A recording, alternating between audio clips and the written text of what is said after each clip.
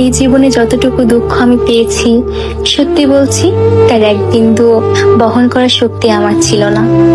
কখনো চাইলেই কাঁদতে পারিনি, কখনো কারো কাঁধে মাথা রেখে বলতে পারিনি আমি ভালো নেই। তাই নিজের ভেতরেই সব জমিয়েছি, হাসি মুখের আড়ালে, নীরবতার গভীরে। মানুষ ভাবে আমি শক্ত, আমি নির্লিপ্ত, আমি সব পারি, অথচ জানে না ভেতরে ভেতরে আমি কতবার ভেঙেছি। একা রাতে বালিশ ভিজিয়েছি, চোখের জল দিয়ে গোপনে যুদ্ধ চালিয়ে গেছি। আমি নিজেকে এতবার জোড়া লাগিয়েছি যে এখন নিজের আসল রূপটাই ভুলে গেছি। কখনো ভেবেছি হয়তো এই দুঃখগুলো সামলে নিতে পারবো, হয়তো সময় ঠিক করে দেবে সবকিছু, কিন্তু বাস্তবতা হলো আমি আয়ত্তের বাইরে দুঃখ ধারণ করতে করতে এখন নিজেই ধ্বংস হয়ে গেছি।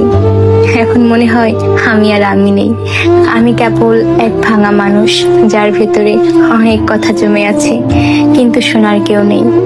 সবাই বলে খারাপ সময় সব সময় থাকে না, সময় ভালো হয়ে যাবে, কিন্তু কেউ বোঝে না সময় শুধু ক্ষত তৈরি করে, সেগুলো শুকায় না। আমি এখন কেবল একটি নীরবতা, মুখে হাসি, চোখে অন্ধকার আর মনে একরাশ দুঃখের বোঝা নিয়ে প্রতিদিন বেঁচে থাকার অভিনয় করে যাই। আমি ধ্বংস হয়েছি, তবুও মুখে বলি আমি ভালো আছি।